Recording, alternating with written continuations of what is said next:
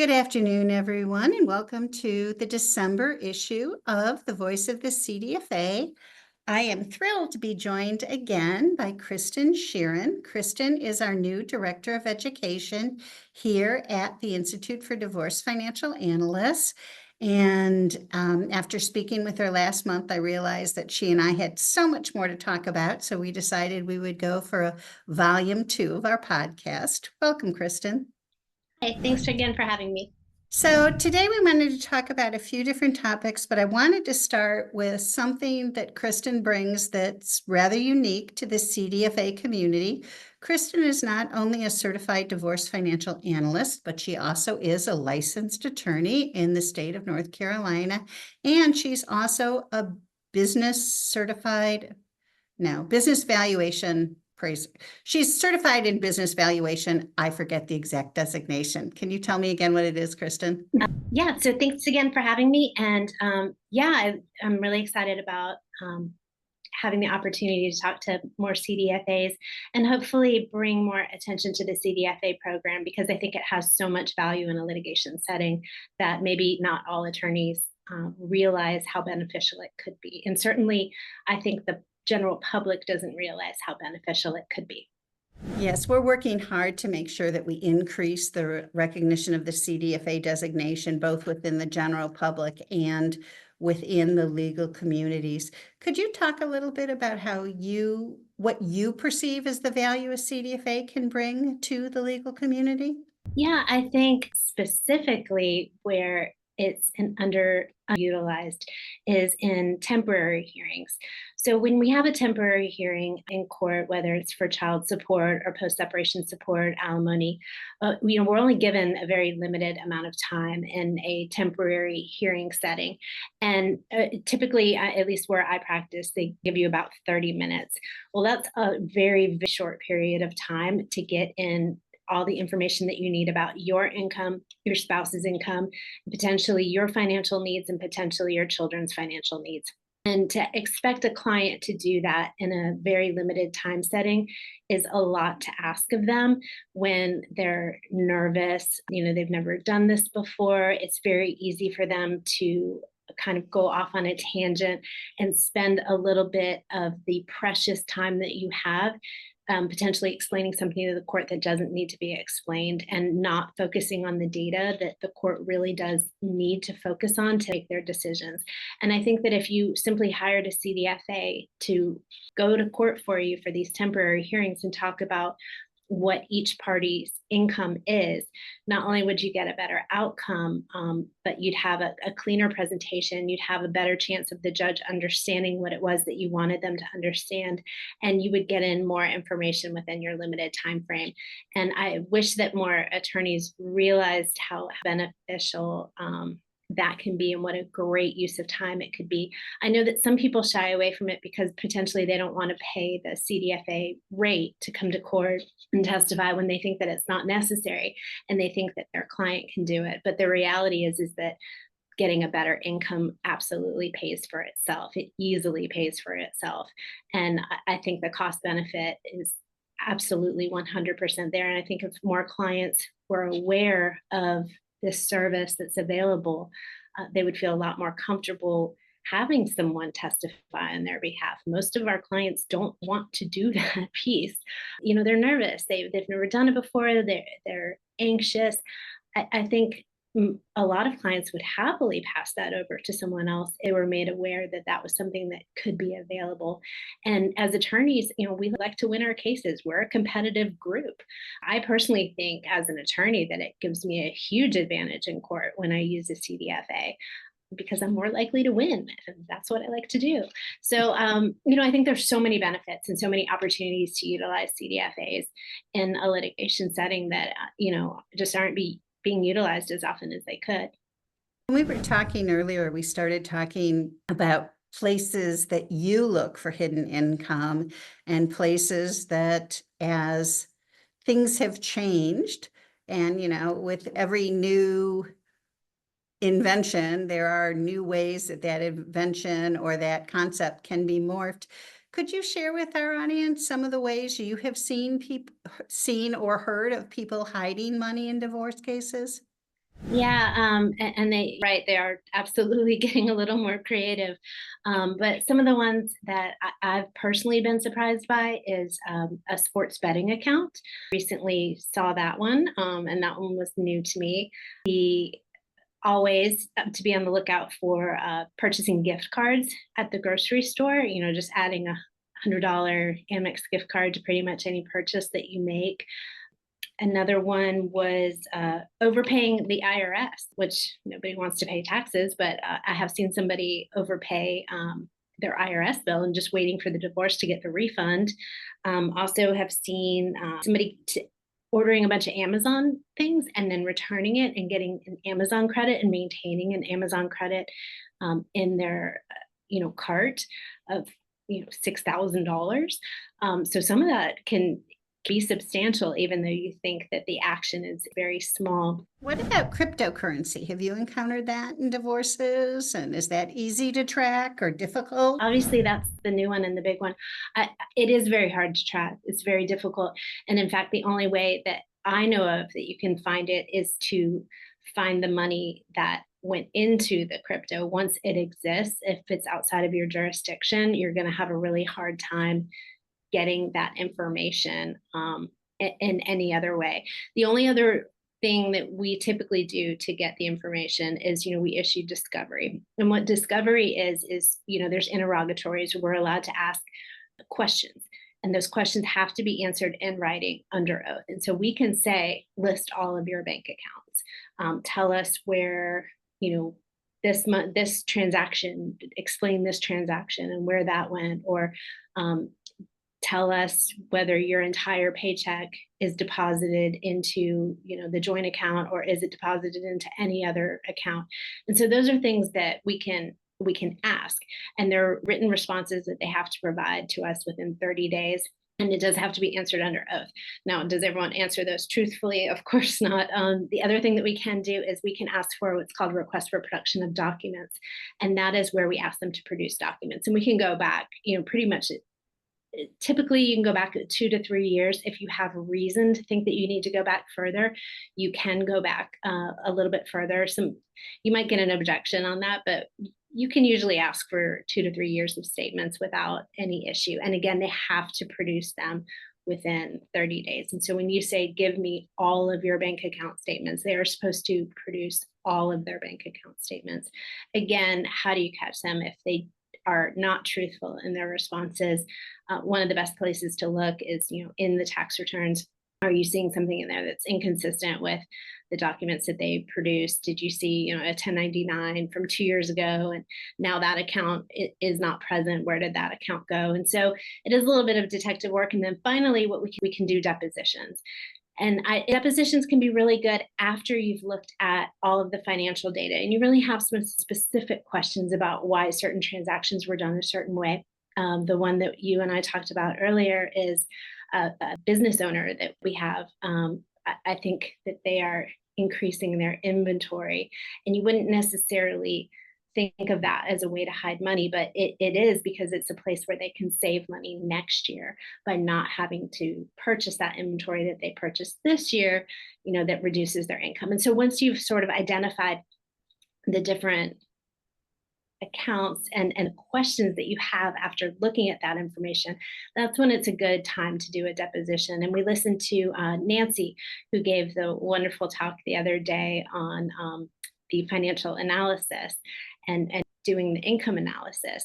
And that's also another good time to do a deposition where you can say, okay, I see here that you have a Belk account, or you have a Target account, and you need to identify how many of those purchases you attribute to the children and how many of those purchases you attribute to the spouse. And so that's a good time where you can use a deposition to say, okay, how often do you buy clothing for the children at Belk?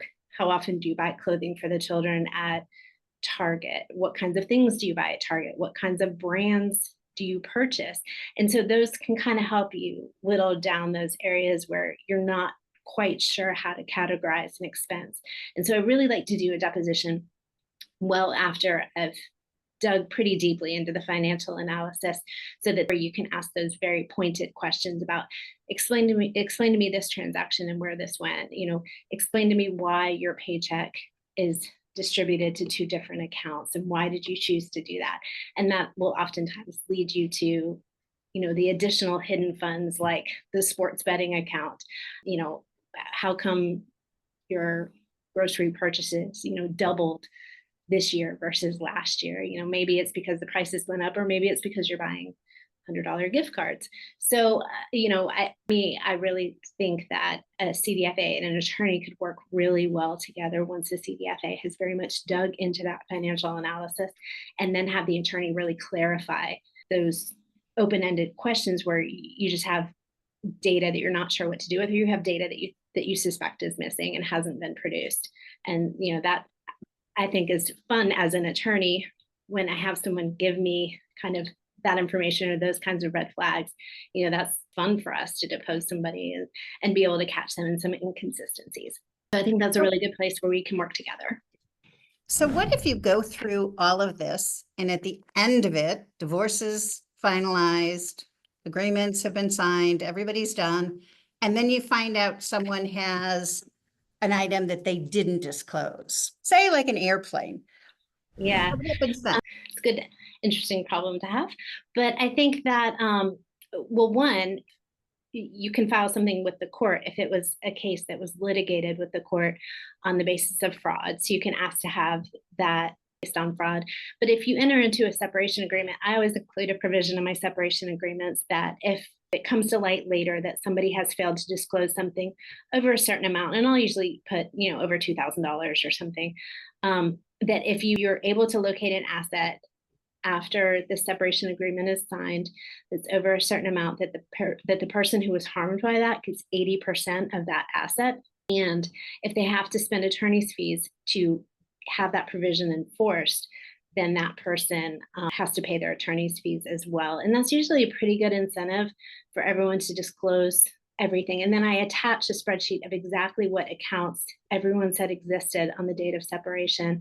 And I attach that to my spreadsheet so that it's very clear if this provision does need to be enforced later, that no, in fact, this asset was not produced because this agreement is based off of the disclosure of these particular assets. And, I've had one or two people that I know another asset exists. I'm very well aware of it. No, it doesn't exist. And you can really press them and say, no, this is enforceable. This is an enforceable provision. And oftentimes that'll get them to admit some things that they weren't necessarily willing to admit before. And if they're not, then great, your client gets 80%. So you had mentioned before about someone purchasing inventory in their business right now and being able to use that inventory after the divorce. So basically they're pre-buying inventory, so they'll have the benefit of that after the divorce. And I have to be honest, I'm not sure that's something I'd recognize as a CDFA if I was looking at somebody's financial documents. Are situations like that part of the reason you got the additional certification in business valuation? Yeah, I think one, I didn't know what kinds of questions to ask business valuators when they were experts in my cases on the other side. And it's really challenging to tear apart an expert's analysis. And so by understanding what goes into that analysis, it made it a lot easier for me to cross-examine them when they had a contrary opinion that wasn't good for my client.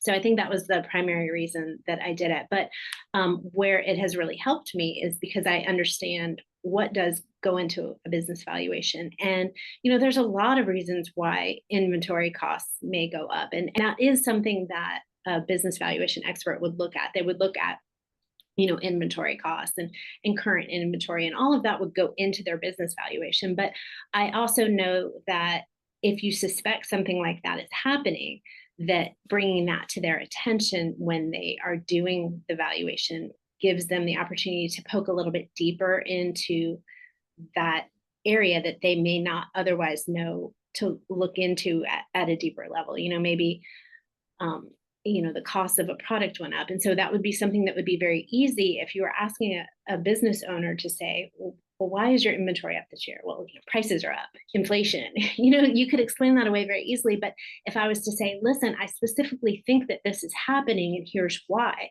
then that gives the business valuation expert the information that they need to really take a deeper look at that to say, okay, is this consistent with prior years or is this inconsistent with prior years?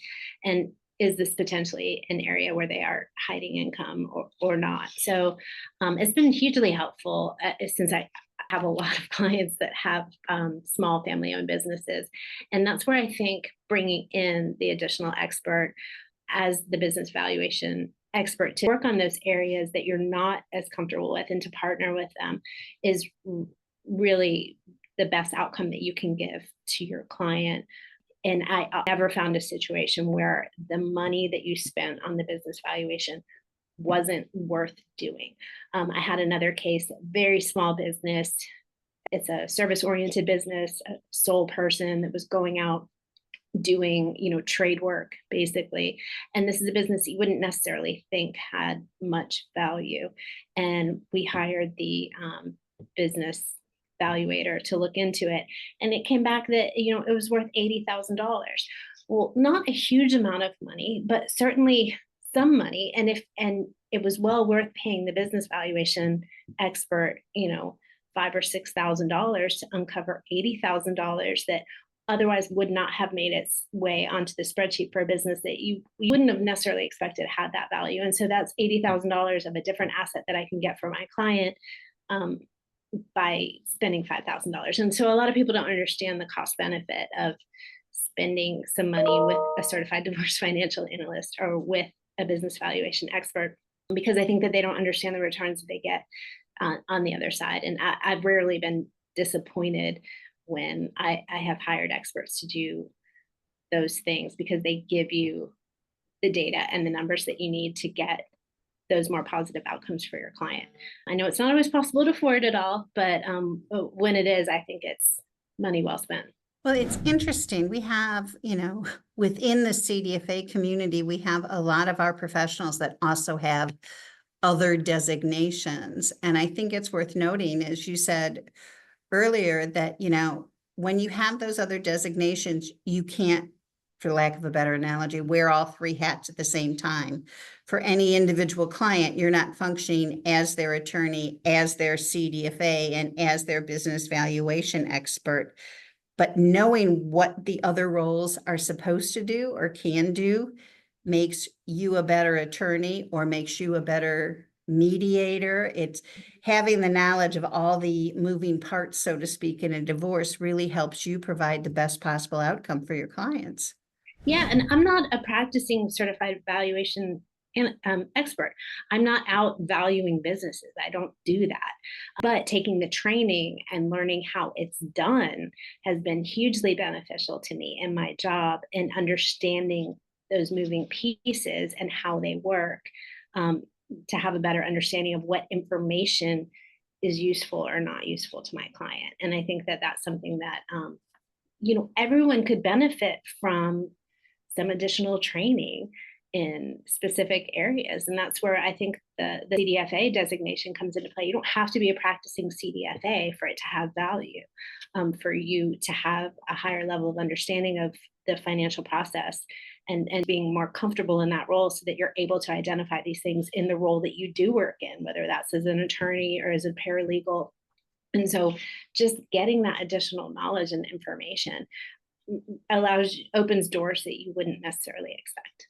I did want to touch on one more topic that we had talked about earlier today, and that was some of the education you have to provide to your potential clients, and the preconceived notions that people come into attorneys or CDFAs with, that you have to sometimes get them to tap the brakes on. Yeah. It's almost everyone, I think, either starts with Google or speaking to one of their friends. And the thing about divorce is it's so specific to your facts. It's so specific to your individual case that you really can't compare your situation to any other situation. I think that's why we have this entire divorce industry. That's why divorces are hard. That's why they're not simple, because we can't cookie cutter the outcomes and we can't treat every case like every other case. If we could, this process wouldn't look the way that it looks, but every family is different. And so you can't compare yourself to, your friend that you talk to. Your divorce is not going to go like theirs. You can look at Google. There's a lot of good information on the internet. That's great. But your situation may not fall into those categories and might not understand why. And there could be some very specific reasons for why your situation doesn't fall into that category. And again, it's just one of those things where you don't know what you don't know. So, I've always just been a big proponent of try not to make assumptions, educate yourself, go on the internet, learn, become educated, but also just keep an open mind that your situation is going to be unique and your situation is not going to be comparable to anyone else's. That's why we all have jobs. Well, and one of the things you said today that I found very interesting is the idea that, somebody who can be extremely accomplished, intelligent, looks to the outside world like they have everything going for them, can either not be that financially savvy or in a time of emotion, not make decisions in their best interest. And the fact that we need to guide our clients through the divorce process isn't that they haven't been paying attention to their finances. It's that this is a different specific arena that most people are not trained in. Yeah. And it's an emotional one. And so you're not looking at it objectively. And, I always laugh. I've never had a man come into my office without a spreadsheet of having worked it all out. They've got it all figured out. Here, I looked at it. I've already determined what's fair. And I've also never had a situation where they're right when they do that. And it's a good start. Thanks for the information. I'm happy that you've at least thought about the process and that you've come in prepared. But usually have some pretty specific reasons for why it's not going to work out the way that they had planned. And they're just things that they just wouldn't know. So it's not anything to do with their intelligence or their preparedness, their internet research. It's just there's things that factor in that they just didn't know about. And then on top of that, they're not looking at it objectively. It's an emotional decision for them. Whereas most women come into my office, some come in with a spreadsheet, but most of the time they come in talking about the house and the kids. And so you're just starting from two very different mindsets. I think men get to the idea that this is a financial transaction faster than women, for the most part in general. And that actually helps us dive into the meat of separation possibilities a little bit faster when you've detached from that emotional piece. And everybody's at a different place. Thank you for your time today. And I want to make sure that everyone who has joined us on this podcast realizes that Kristen has joined IDFA. She is our new Director of Education, and we're very excited to have her join us. She also will begin hosting our continuing education webinars in 2025. So you all will be seeing a lot more of Kristen. Thank you again for your time.